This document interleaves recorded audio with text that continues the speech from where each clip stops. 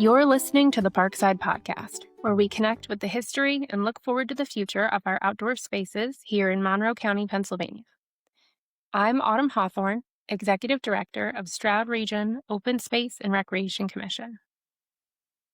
Today's episode is part of the Voices of Our Landscape series in partnership with America 250 PA Monroe County, celebrating the 250th anniversary of the signing of the Declaration of Independence. Join the 250 for 250 challenge by exploring Monroe County's parks, trails, and open spaces and logging your miles at stroudrec.org/250 for 250. Can you reach 250 miles by the end of 2026? Our guests today are Gary and Sue Euler. They've been a pillar here at Quiet Valley Living Historical Farm for decades, helping to preserve a literal slice of 18th and 19th century life here in Monroe County. Welcome to the show. Thank you. Thank you. Absolutely. So for our listeners who might be unfamiliar, can you tell us the history of Quiet Valley? Well, my parents both grew up on small farms in upstate New York. My dad was on a dairy farm, and he showed Grand Champion cattle throughout the country, traveling with these cows in the cattle car. My mother grew up on what they called a truck farm near Ithaca, New York. And they met at Cornell, and my dad got a job here on a dairy farm here in Shawnee. And my mom's dream was to always show what the ordinary family farm was like. You could find out all about George Washington's and Thomas Jefferson's and famous and rich people, but seldom was the common person represented, and that was her goal. Yeah. So how did they come to this property? My dad worked for Soil Conservation Service, and so as a part-time worker, and his job was to plot the county soils. So he had a map with a grid on it, and wherever the grid intersected, he was to get out of his truck and take a sample and take it back. It brought him to this spot. He get out of his truck, and he was met by a very unhappy woman wanting to know what he was doing trespassing on her property. And being of the presence of mind, he'd flashed his badge and said, "Well, I'm here for my job." And so she was not taking that very kindly. And so he said, "Well, what a beautiful place you have." And her response was, "Well, if you like it so much, why don't you buy it?" That took him a little bit by surprise. At the time, my mom was in the hospital with breast cancer, and they weren't sure that she would survive. But he told her what he had seen on that day and that visit. And she said, "Don't waste any time coming to visit me. You talk to Mrs. Hess whenever you have the opportunity and see if maybe we could purchase the place." And it was a long time. It was months afterwards until Mrs. Hess decided she was going to sell, and they decided to buy it. So had she been looking for a buyer or just an offer and a comment? No, her son came. She didn't like it here at all. She'd been from down Easton way, and she was a very unhappy bride on this place. And so when her husband died and our son came to take her to California, she was very happy to go. And I'm sure they were probably happy to have an instant buyer then too. So she contacted them, and they came out. And if you've ever been on the tour in the new kitchen, the kerosene lights, they sat around the cook stove and with kerosene light and drew up a verbal agreement that my parents would buy it. So were they using it as a working farm at that point? Sort of. My parents would drive by whenever they could.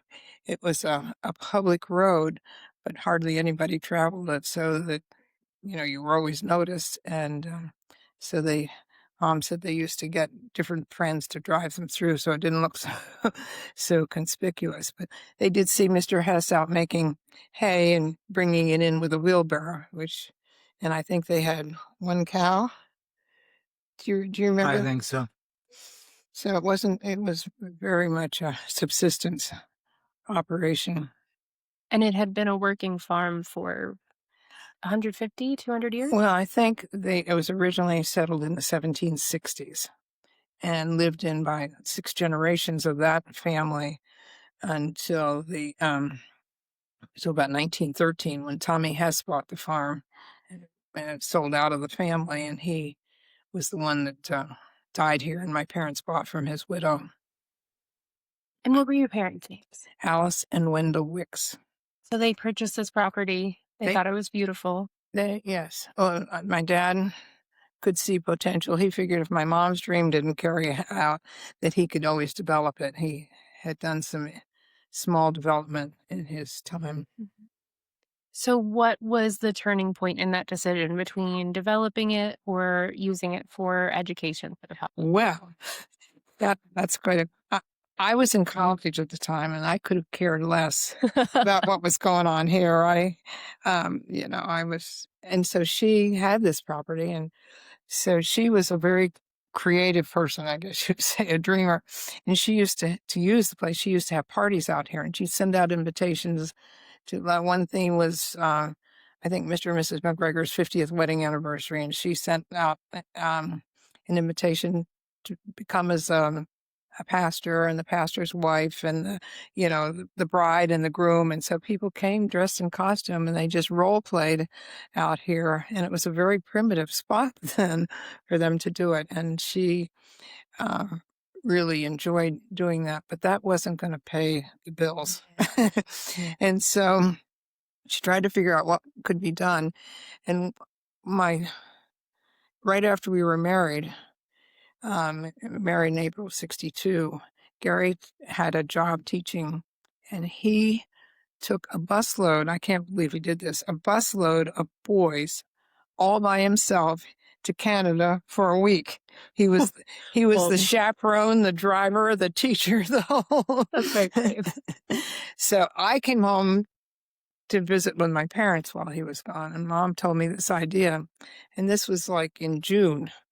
And I thought, oh boy, another one of my mother's bird brain ideas. I didn't have the nerve to tell Gary until we came home at Thanksgiving time for a visit. I knew by then I had to share. So he was excited. He always wanted to own a farm. He taught agriculture. Well, that's perfect. Right. It was his option to get on the farm without owning one. And so not knowing that we eventually would be able to do this. Yeah, absolutely.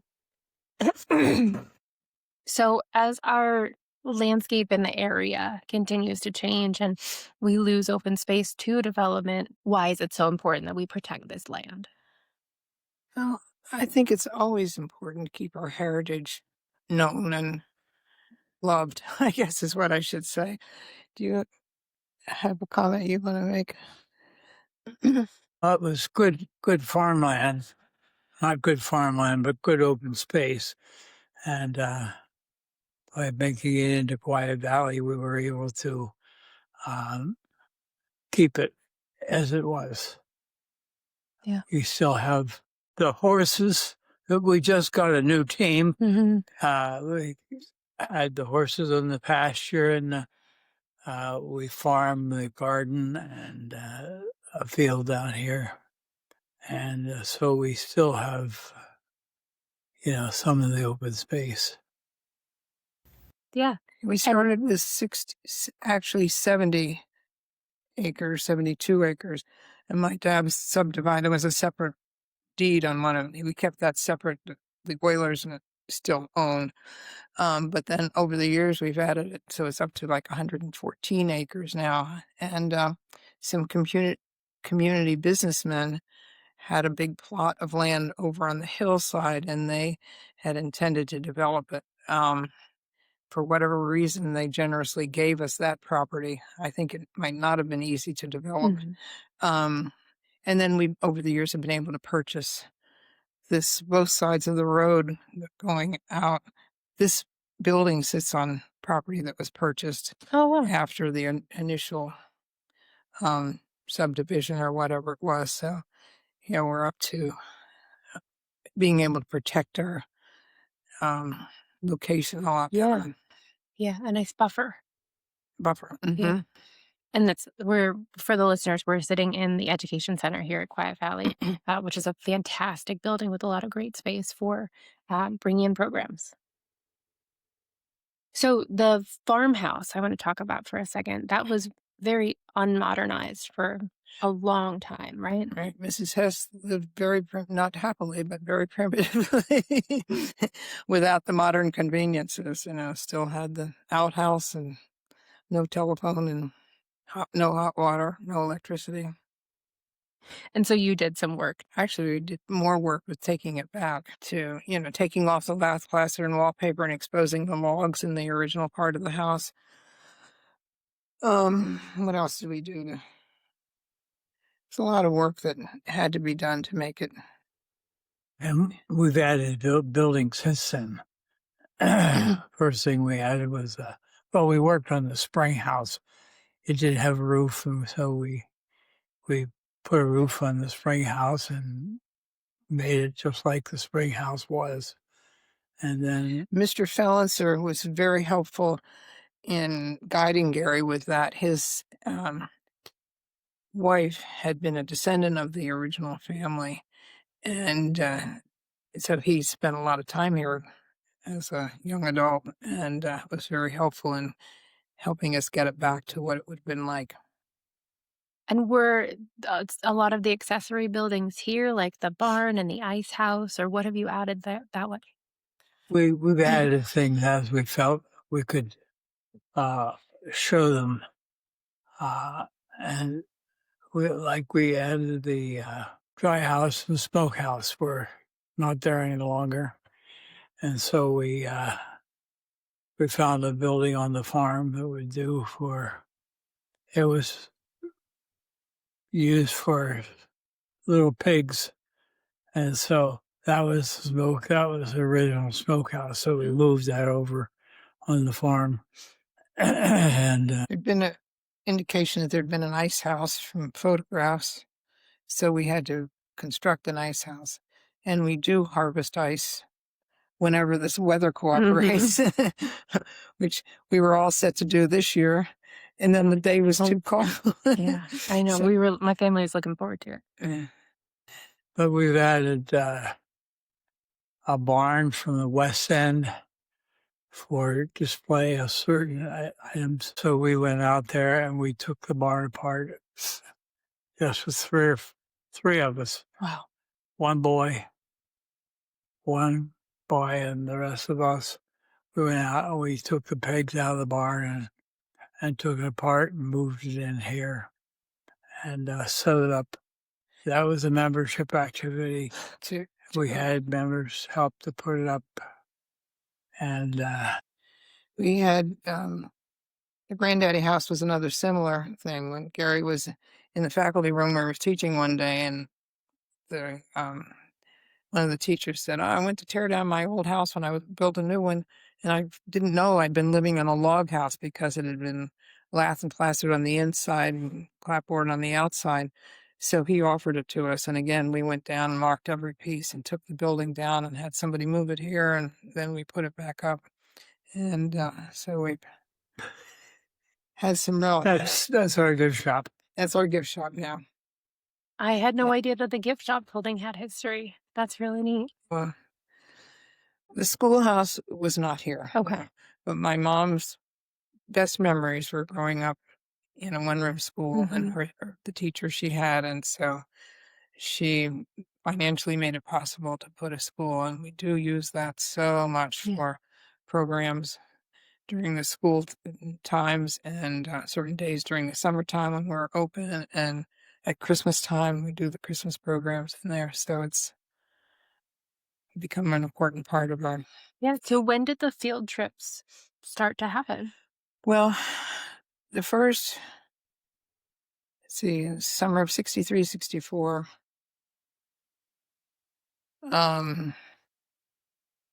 we just had regular... I gave birth to our son in 65, the fall of 65. And so that next spring, I thought, geez, I'm home. Maybe. So we had a couple of school groups then. In fact, we had one school that brought every grade they had in the school. And it was more of a country school, but there were probably 10 or 12 classes that came. And it was such a success. We only could handle one class a day then, because that's all we knew how to do. And but after that, we soon figured out so that we now do is it 8 classes a day? I think it is. And so we have a lot of school children that we schedule to come through and do all the tours in the Yeah. springtime. There was a class here this morning learning how to make butter, I heard. Right. Those are ones they're not down on the farm. It's not warm enough to be down on the farm yet, but they do what we call a farmhand adventure. They bake bread and make butter, and we do a lot of hands-on activities, which What a great field trip. Make a snack for yourself while you're here. yeah, I think that's been the most exciting part of my Quiet Valley journey is working with school children, both on the farm and in this building in the off season. So, has there been a challenge in keeping the living farm authentic, but then also making sure that it's accessible to thousands of school kids?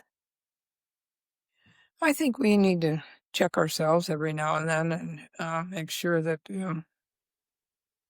But I don't.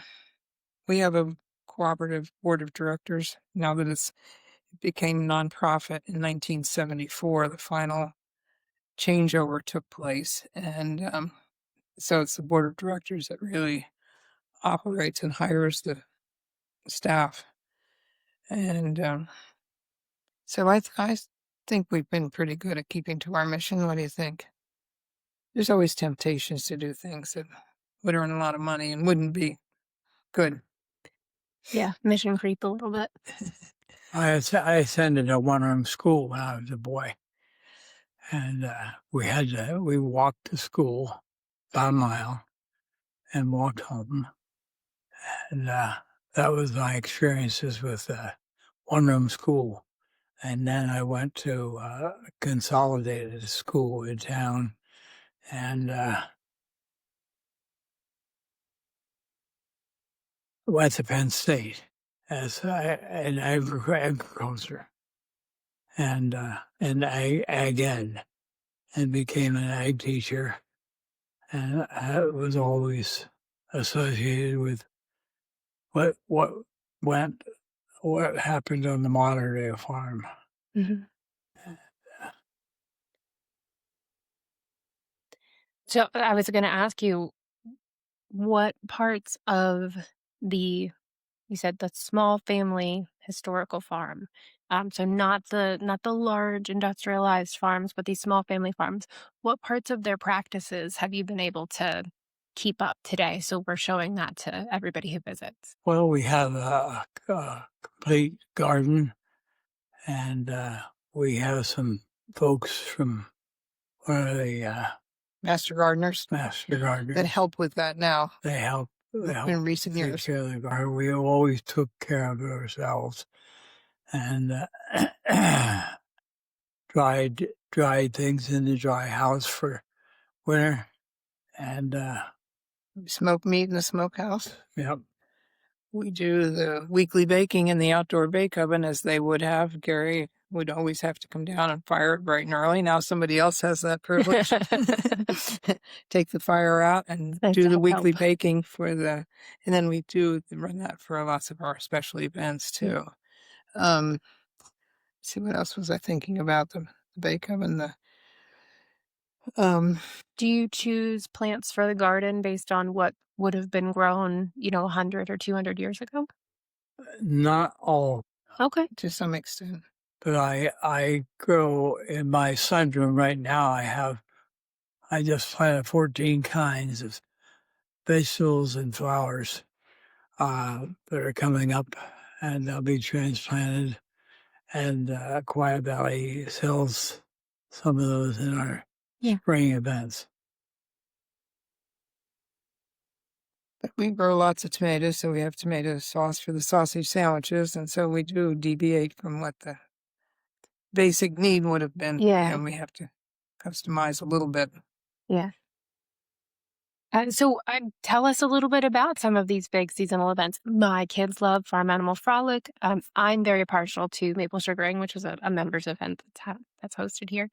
So tell us some of the things that go on. Hopefully, if we can take it through the calendar year, we usually do ice harvest, but that depends on having enough ice. And we did have enough ice, and then the day was so cold that we were all warned to stay indoors and stay warm, and that was the end of that option. So we didn't do it. And then maple sugaring we had just last week, and I guess were you here for that? I didn't make it over from I this didn't one, but make I it either love maple sugaring. because we had so much going on. Gary was working with his lady friends planting seeds. We had a workshop up here as a fundraiser. Our friends group offers workshops twice a year, and I was involved with teaching spinning. We had a foods one, we had a doll making one, and I think there was a fourth one, which I don't remember. So I wasn't here for that. See, then in the springtime, we do our school tours, and we have the 8 classes that come in from some of them are from pretty good 2 hours away, which is pretty amazing. Yeah. And then Memorial Day weekend, we have our farm for 2 weekends. We have our farm animal frolic, which we are in the process of expecting babies now. We do a lot of family planning here so that we have baby lambs and a calf and chicks and who knows what else do we have during farm animal frolic, animals that kids can pet and see up close and so on. And then from about June 20th, I guess it's the third Friday in June now until Labor Day, we're open 5 days a week for families to come through, and we do a first-person reenactment of how we felt the generations of the family might have lived here during that time. Then in the fall, we do more school tours. We do Harvest Festival, which is our biggest fundraiser. And we do lots of demonstrations from the spinning and the weaving to the wood carving to the bake oven to what else do we do? I know there's just a lot of different demonstrations going on. And then we do more school tours after that. And then we come to Old Time Christmas, where we tour through the building and have special little skits and demonstrations and so on. So when visitors come onto the property today, do you think that there is a sensory experience, a smell or a sound or a sight that really pulls them into the history of the property? For many people, I mean, some people resist that, but we've had people that just get lost in the smells and the sights and the feels and have really experienced and will express their appreciation of that. Yeah, and you've got a great staff here, and for tours and everything, the staff are dressed in period appropriate They attire. are, and they're trained and they get to live it in this. Although I should say, when Gary and I first moved here, we had no other place to live, and so we lived in the house with no electricity, telephone, hot water, and indoor plumbing. I don't know if I mentioned that before or not, but that was quite a little introduction. It's an adventure. Yeah. So Quiet Valley's mission is about connecting the past with the present and the future. So as we approach the 250th anniversary of the United States, how do you think preserving this piece of land helps us understand life in historic Pennsylvania?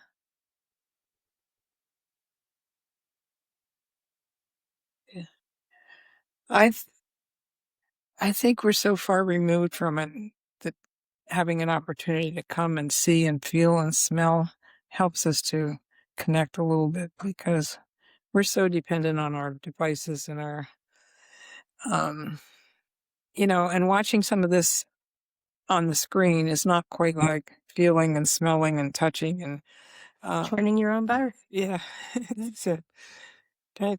And so we do a lot. I taught a spinning class on Saturday, and so that's always quite an experience. They're not like the 6-year-olds that were by their mothers and learning these skills, as a youngster. And I think it's harder for them at this stage in their lives, but it was fun for me to teach. Yeah. I mean, it's practices that you don't want the knowledge to get lost. That's right. Yeah. And it's so much easier to keep it going than it is to try and retrieve it. I mean, even, you ask a lot of kids where their food comes from and their answer is the grocery store. Yeah, I forget about how far removed we are, but this is true. I mean, not knowing what a cow is, that their milk comes from that, it's interesting to see some of the responses you get. from Yeah. that. So Yeah, and I do think it's so important to see the smaller family farm aspect of that. So families might have had a cow for their right, milk, right. and maybe they traded with their neighbor for bacon. And when I was in high school, I had a lot of friends who still had a family cow, hmm and there was someone that spent a lot of time at our house, and he'd go home at night, have to milk the cow. I thought that poor cow, she didn't have a regular schedule. But yeah, a lot of us had cows. Yeah.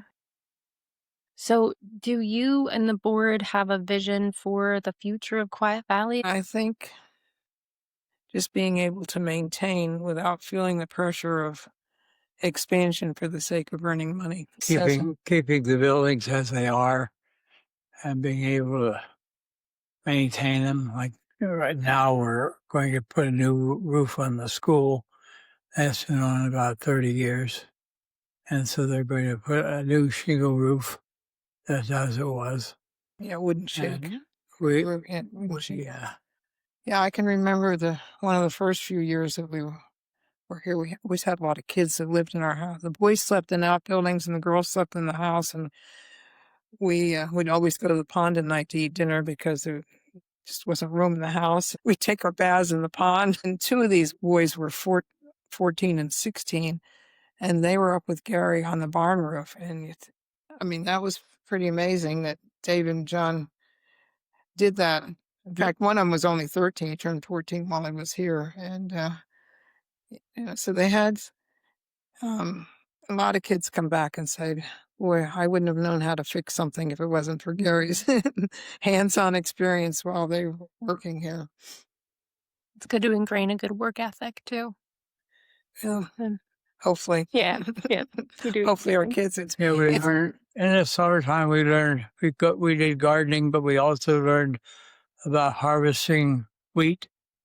We harvested the crops, much of the way it was done, and then took the sheaves and stacked them into shocks in the field, and then when they dry a little, we'd take them into the barn and use them for flailing demonstrations during the tours. And so the whole cycle happened here on the farm. Yeah.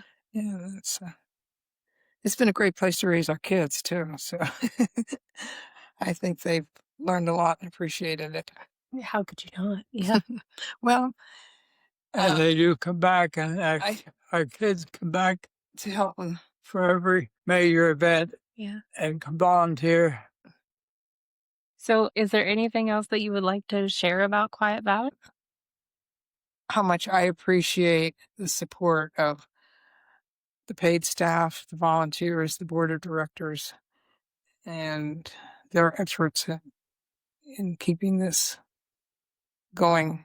Yeah. It takes people who care. Yes, right? it does. It really does. So, yeah, I think nobody's working here because of the money or serving on the board of directors because of the money or the fame that they might get. Well, thank you so much for sharing the story of Quiet Valley with us. It's a beautiful reminder of why preserving our open spaces and our history goes hand in hand.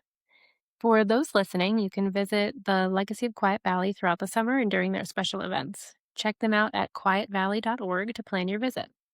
Don't forget to log your miles for the 250 for 250 challenge at stroudrec.org. Every trail you walk is part of this landscape story. Until next time, go outside and play.